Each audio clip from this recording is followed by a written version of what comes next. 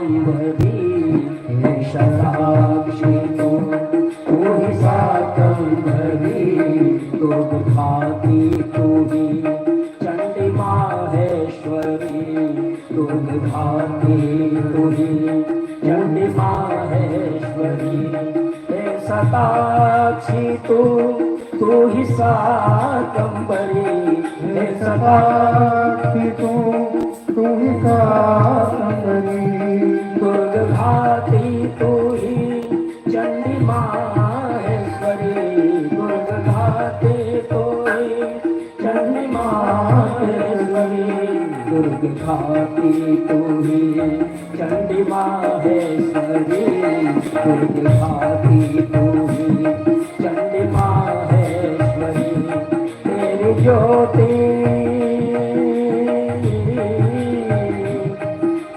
ज्योति रवि चंद्र तारों में तेरी ज्योति रवि चंद्र तारों में मैया हो गया मेरा मन तेरे पासों में मैया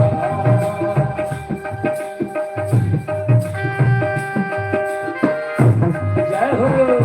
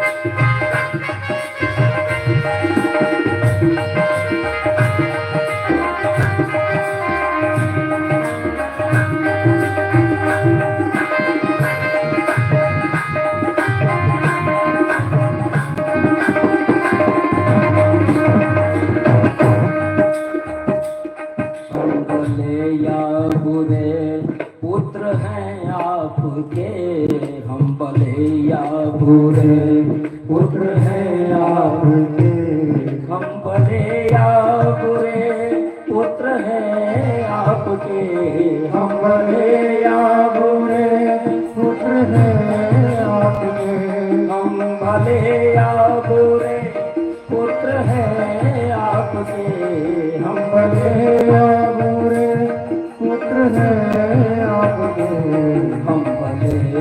बुरे पुत्र हैं आपके हमारे बुरे पुत्र हैं आपके हम सताए हुए जगत के ताप के हम सताए हुए जगत के ताप के तेरी आशा है तेरी आशा है किस्मत के मारों में तेरी आशा है किस्मत के मारों में मैया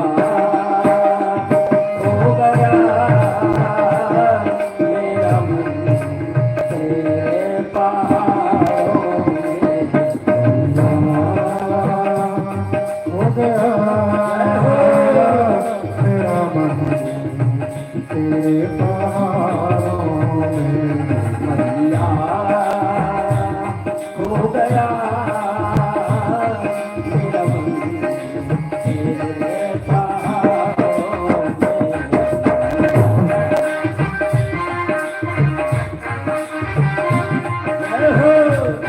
बोलिए जगदम्बे माँ की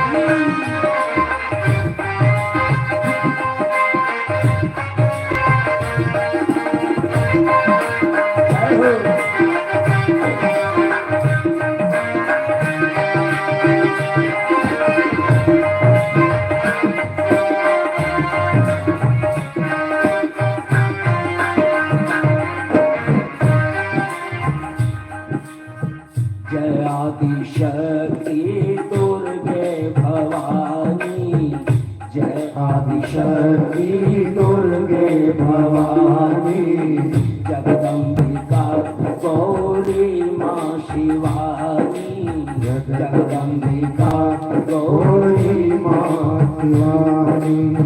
हम पुत्र सारे शरण तुम्हारे, हम पुत्र सारे शरण जय हो, हम पुत्र सारे शरण तुम्हारे, हम पुत्र सारे शरण तुम्हारे।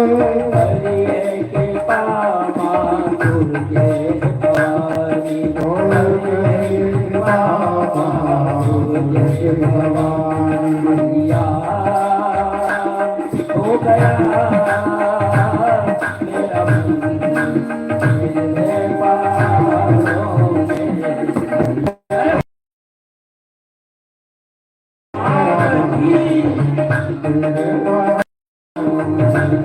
क्या नजारे हैं तेरे पहाड़ों में, क्या नजारे हैं तेरे पहाड़ों में। मैया हो गया मेरे पहाड़ों में, तेरे पहाड़ों में, मेरा मन तेरे पहाड़ों में। मैया हो गया मेरा मन तेरे पहाड़ों में, तेरे पहाड़ों में,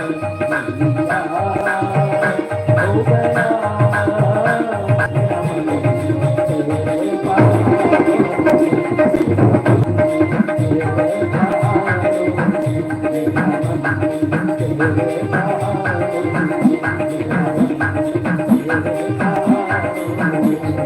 जगदम्बिके हे माँ, जगदम्बिके, जगदम्बिके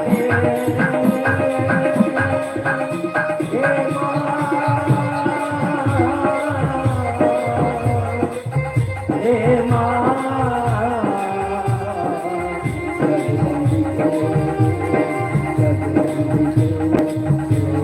माँ, जय आदिशक्ति दुर्गे भवानी, जगदम्बिका गौरी माँ शिवानी। हम पुत्र सारे शरण तुम्हारे, पुत्र सारे शरण तुम्हारे।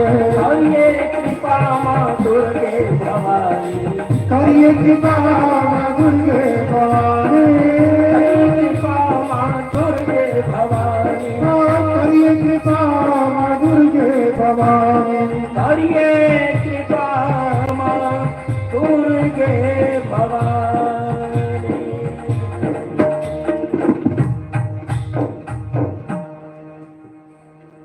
इस प्रकार से द्वारकाधीश की प्रजा और उनके अधिकारी बड़ा वहां भगवती से द्रवित प्रार्थना कर रहे थे और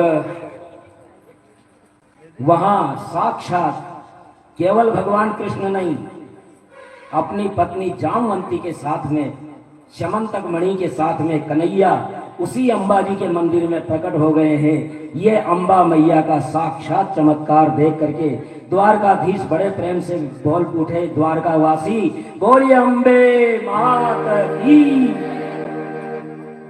और ये अम्बे माता कौन थी? कल भी आई थी ना चर्चा, नंद बाबा आए थे,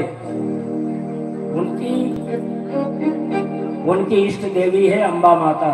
और ये अंबा माता है जहाँ अरावली और विंध्याचल पर्वत मिलते हैं, गुरु शिखर जहाँ है उसी के पास अंबा माता का मंदिर है। और ये 51 शक्ति पीठों में एक है। उसी मंदिर में द्वारका वासी अपने द्वारकाधीश की कुशलता की प्रार्थना अंबा माता से कर रहे थे। और उसी अंबा माता के मंदिर में भगवान कृष्ण, केवल कृष्ण नहीं, अपनी पत्नी जामवंती और शमंतक मणि के साथ में उपस्थित हो जाते हैं। और द्वारका वासी बड़े आनंद से बोल पड़ते हैं, बोलिए अम्बे माता की, द्वारकाधीश भगवान की। इस प्रकार तेषां तो देव्युपस्थाना प्रत्यादिष्टाशिषा च प्रादुर्बभूव सिद्धार्थम् सदारो हर्षयं हरे। भगवान द्वारकाधीश को अपनी पत्नी जामवंती के साथ और मणि के साथ देख करके द्वारकावासी बड़े प्रसन्न हुए हैं और महाराज उग्रसेन की सभा में सत्राजित को बुलाया और मणि प्राप्ति की कथा कही और मणि सत्राजित को सौंप दी। अब सत्राजित के तो काटो तो खून नहीं, मैंने द्वारकाधीश से वेर मोल ले लिया है, द्वारकाधीश पर मैंने झूठा आरोप लगा दिया है, अब क्या करें क्या ना करें। तो अन्य कोई उपाय उसे दिखा नहीं। तब दास्ये दुहितरं तस्मै स्त्री रत्नम रत्नमेव च उपायोऽयं समीचीनः तस्य शान्तिर्न चान्यथा। एक ही उपाय नजर आया कि मैं अपनी पुत्री का हाथ द्वारकाधीश के हाथों में दे दूं तो ये मेरे दामाद हो जाएंगे और मुझे क्षमा कर देंगे। और वो जानता नहीं था कि भगवान तो किसी से नाराज होते ही नहीं है, अगर होते हैं तो वो दिखावा होता है केवल, और दिखावा इसलिए होता है कि उसको कुछ शिक्षा मिले। तो मणि सहित सत्यभामा जी का हाथ भगवान के हाथों में देने के लिए आए। विधि पूर्वक पानी ग्रहण किया भगवान ने, लेकिन शमन तक मणि लेने से मना कर दिया भगवान ने। इसी मणि की वजह से मुझ पर चोरी का आरोप लगा है। स्वर्ण भले ही ले लेंगे, ये जो 8 बार सोना देती है ना, वो सोना हम भले ही ले लेंगे, लेकिन ये मणि हमें नहीं चाहिए। इस प्रकार भाद्र शुक्ला चतुर्थी को चंद्र दर्शन का परिणाम कलंक के रूप में सामने आया। जो गणेश चतुर्थी होती है ना, भाद्रवे की शुक्ल पक्ष की चतुर्थी, अमावस्या के बाद की चतुर्थी, उस दिन चांद देखना बिल्कुल वर्जित होता है। अगर गलती से भी दिख गया तो निश्चित रूप से कोई न कोई कलंक लगेगा। और यहाँ तक भी कहीं कहीं लिखा हुआ है कि अगर गाय के खुर में पानी भरा हुआ है, उसमें अगर वो चंद्र दिख गया तो फिर मृत्यु या मृत्यु तुल्य कष्ट होगा, या कोई जघन्य अपराध का आरोप उसके ऊपर लगेगा। और भगवान श्री कृष्ण से यही गलती हुई थी। भगवान हुए तो क्या हुआ, थे तो मनुष्य अवतार में, तो उनके भी ये कलंक लगा।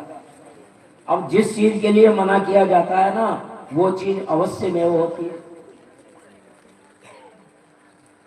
किसी ने सुन लिया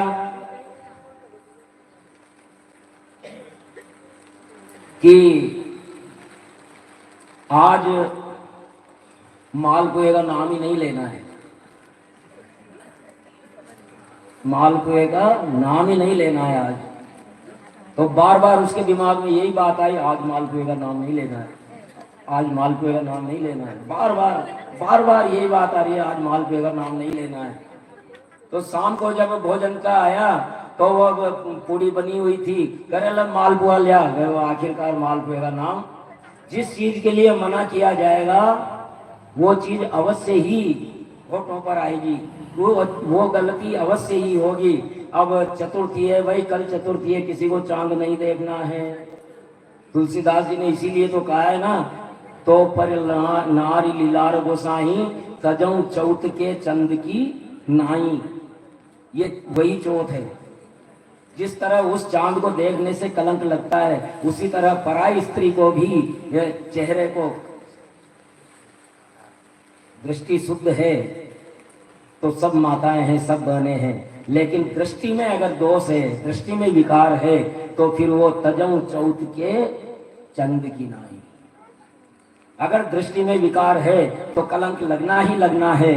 और आज चतुर्थी है भाई, आज चांद नहीं देखना है, नहीं देखना है, नहीं देखना है, लेकिन जो नहीं करना वो अवश्य ही होता है और आखिरकार चांद दिख ही जाता है। अब दिख गया तो क्या करें?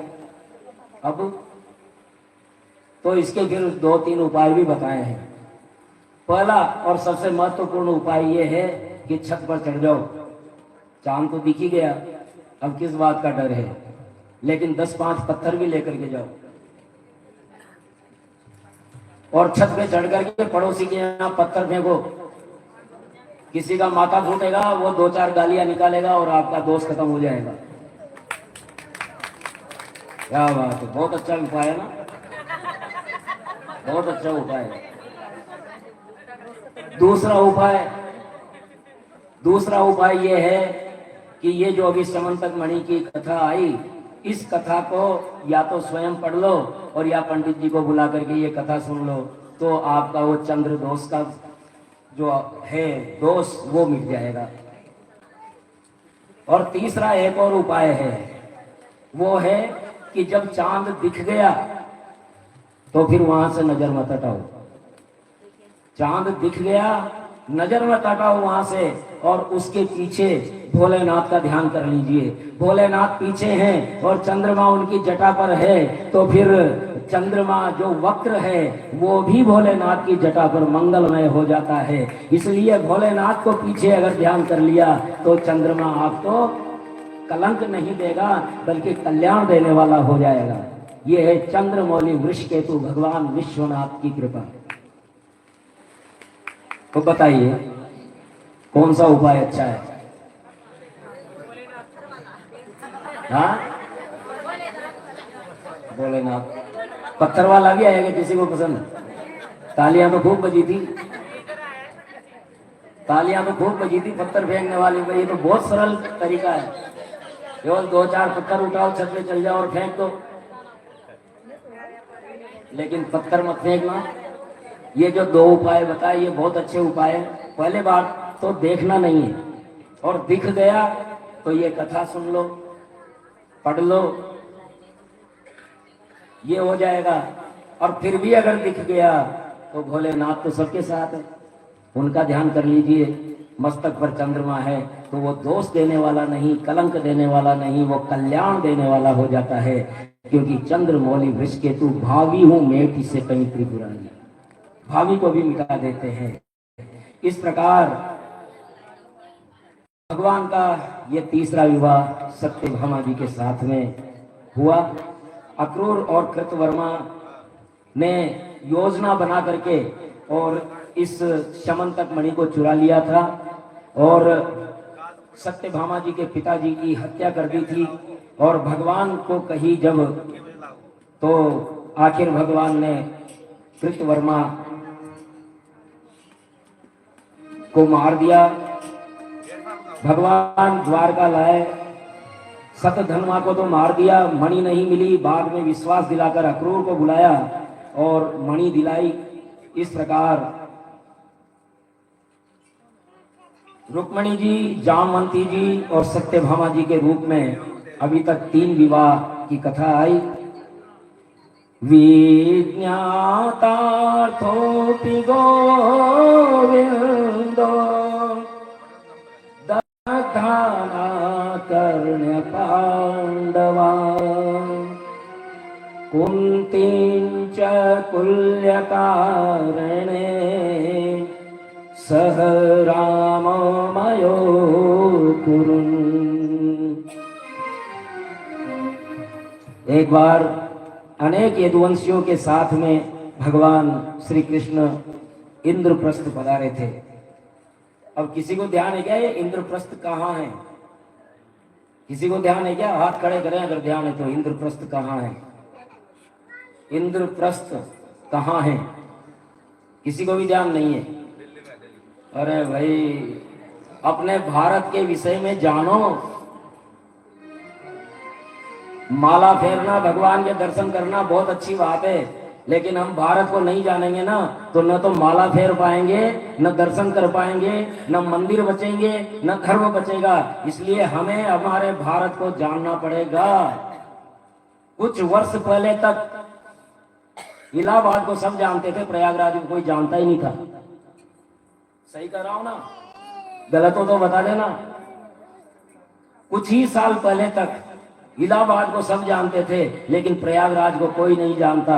और आज प्रयागराज को सब जानते हैं, लेकिन इलाहाबाद को। बोलिए प्रयागराज तीर्थराज की। आज प्रयागराज पूरे विश्व का सिरमौर हो गया है। इसी प्रकार अब देखिए, यही देख लिए, एक व्यक्ति ऐसा नहीं है जो इंद्रप्रस्थ को जानता हो। केवल एक व्यक्ति अपवाद स्वरूप कह सकते हैं।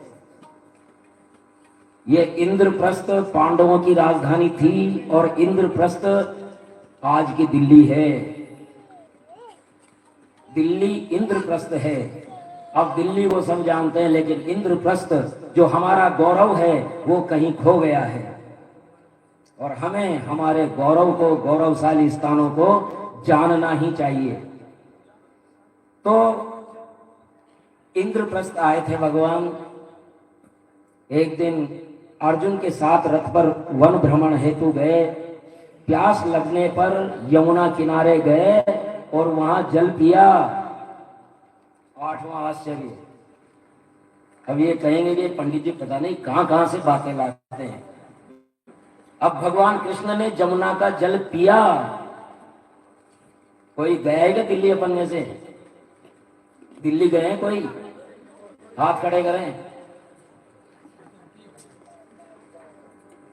हमारे पंडित जी रघुनंदन जी उपाध्याय भीलवाड़ा से, ये दिल्ली में ही पढ़े हैं। और जमुना जी, दिल्ली में जमुना जी की स्थिति ऐसी है कि उंगली दबाने का धर्म नहीं है। गंदे नाले की जैसी हो रही है, ऐसी गंदे नाले के उसके किनारे खड़े हो जाएं तो दुर्गंध से आपको नाक पे रुमाल रखना पड़ेगा। ऐसी गंदी हो रही है जमुना। उसे मां कहते हैं हम। द्वापर में भगवान श्री कृष्ण ने उस जमुना जी में जल पिया है, सीधी धारा से जल पिया है। आज जल पीना छोड़ो, उंगली डुबोने का धर्म नहीं है। इतनी गंदी है हमारी जमुना जी। और वो अपने आप नहीं है, वो हमने किए। यमुना के अपराधी हम खुद हैं। इसलिए हमें हमारी माता के समान नदियों का, शुद्धता का ध्यान रखना ही होगा। क्योंकि हम शुद्धता का ध्यान नहीं रखेंगे तो केवल जमुना मैया की जय बोलने से कुछ नहीं होगा। जमुना मैया कृष्ण की पटरानी है और उसको हम इससे निर्दयता के साथ में आज मृत नदी के रूप में उसका नाम हो गया है। यमुना नदी मृत नदी के रूप में मानी जाती है। अब यमुना नदी की सफाई शुरू हुई है और आशा करनी चाहिए कि यमुना मैया अपने पुराने वैभव की ओर लौटें और सीधे धारा से हम जलपान कर सके यमुना को, वो स्थिति आ जाए। ये सी यमुना मैया और यमुना के पति भगवान श्री कृष्ण से हम प्रार्थना कर रहे हैं। बोलिए यमुना मैया की। तो भगवान वहां परम सुंदरी कन्या को देखते हैं यमुना के किनारे। अर्जुन को भेज करके मंतव्य जाना कि ये कन्या कौन है, क्यों तपस्या कर रही है। तो अर्जुन वहां गए तो उस कन्या ने बताया कि मैं सूर्य पुत्री हूं। यमुना साक्षात होकर के वहां तपस्या कर रही थी। विष्णु को पति रूप में प्राप्त करने हेतु मैं तपस्या कर रही हूं और भगवान ने उन्हें ग्रहण किया। और ये कन्या और कोई नहीं, साक्षात यमुना मैया ही थी। इसलिए यमुना मैया भी भगवान कृष्ण की पटरानी कही जाती है। बोलिए यमुना मैया की। यमुना के किनारे अगर कोई जाप किया जाता है, कृष्ण का नाम लिया जाता है, तो यमुना मैया साक्षी रहती है। लेकिन आज हमारी मृत हो गई है ये यमुना मैया। इसलिए हमारा सबका दायित्व है कि किसी भी तरह की गंदगी हम यमुना में न फैलाएं। यमुना को स्वच्छ रखने का जो भी हम कर सकते हैं उपाय वो करें। और प्रशासन से भी ये प्रार्थना है कि जो भी गंदे नाले आदि, और ये केवल यमुना में नहीं है, हमारे आसपास जो तालाब बावड़ी वगैरह होंगे उसमें भी कोई गंदगी डालने से हमें बचना चाहिए, क्योंकि जो भी जल स्रोत है ना वो गंगोत्री है। जो भी जल स्रोत है पीने के वो गंगोत्री है, और उसकी स्वच्छता का, शुद्धता का हमें ध्यान रखना ही चाहिए। तो कृष्ण को पति रूप में पाना चाहती हूँ ऐसा कहा, तो भगवान ने उन्हें ग्रहण किया और द्वारका में विवाह किया। बाद में भगवान ने विश्वकर्मा द्वारा अद्भुत विचित्र नगर बनवाया और खांडव दाह की अग्नि से मय दानवों को बचाया, और अद्भुत सभा बनवाई जिसमें जल में थल का अनुभव होता था और थल में जल अनुभव होता था। ऐसी सभा बनाई। इस सभा को ध्यान रखना, बाद में आएगी ये सभा। मय दानव ने जो सभा, ऐसे आश्चर्य कि दरवाजा दिख रहा है और सो जाए भाई बिल्कुल खुला हुआ है, लेकिन दौड़ करके जाते तो शीशे से टकरा करके पुनः आ जाते। जहां दरवाजा है वहां दीवार थी, जहां थल है वहां जल है, थल समझ करके चल रहा है और पानी में गिर जाता है, भीग जाता है सारा। जल नजर आ रहा है, जो तो ऊंची धोती करके चलने लगता है, लेकिन वहां जल था ही नहीं, वहां तो थल था। इस प्रकार की सभा मय दानव से बनवाई है। और अवंती के राजा विंद और अनविंद जो दुर्योधन के प्रभाव में थे, उनकी बहन मित्रविंदा ने तो भगवान कृष्ण को माना था, कृष्ण का वरण किया था, लेकिन विंद और अविंद विरोध कर रहे थे, दुर्योधन को देना चाहते थे। तो कौशल देश के नरेश नग्न जिनकी पुत्री, तो इस प्रकार इस मित्र और अनविंद मित्रविंदा का हरण करके ले आते हैं भगवान और द्वारका में ला करके विवाह करते हैं। कौशल देश के राजा नग्नजित की पुत्री सत्या का सात दुर्दांत बैलों को एक बार में नाथ दे, 7 रूप बना करके भगवान ने। जंगली बैल, ये खेती में काम आने वाले बैल नहीं, हमारे नंदी होते हैं ना, नंदी, एक नंदी बस में नहीं आता। एक नंदी जो नांडिया होता है ना, एक नंदी बस में नहीं आता, लेकिन 7 जंगली बैल, 7 जंगली बैलों को जो नाथ देगा वो नागनजिती का विवाह उसके साथ होगा।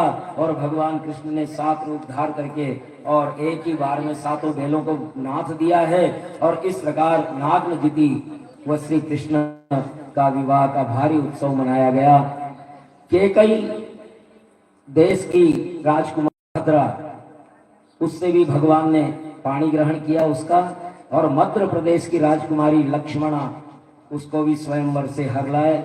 रुक्मिणी, गिनना अभी केवल 8 ही है। रुक्मिणी, जामवंती, सत्यभामा, कालिंदी, मित्रविंदा, सत्या अर्थात नागनजिती और भद्रा और लक्ष्मणा, भगवान की ये 8 विवाहों की कथा गई है। ये 8 पटरानियां हैं। ये 8 पटरानियां और कुछ नहीं, अष्टधा प्रकृति है। 8 प्रकार की प्रकृति हमारे शास्त्रों में कही गई है। और ये 8 प्रकार की प्रकृति की प्रतिनिधि ये भगवान की 8 पटरानियां है। और इस प्रकार ये 8 पटरानियां बताई गई है। भूमिरापो नलो वायो खम मनो बुद्धिरेव च अहंकारे इति यम्मे भिन्ना प्रकृतिरष्टधा।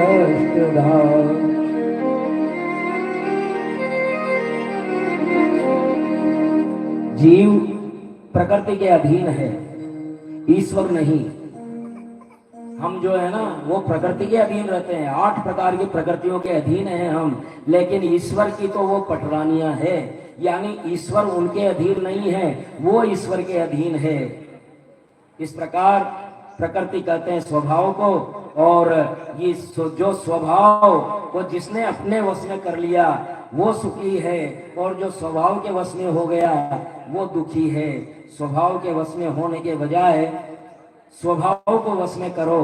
देश भाषा में कहते हैं पढ़िया स्वभाव जीव सुजाओ, कहते हैं ना देसी भाषा में, पढ़िया स्वभाव जीव सुजाओ। तो भाई साहब मरने पर ही मिटते हैं स्वभाव, जो स्वभाव पड़ गया।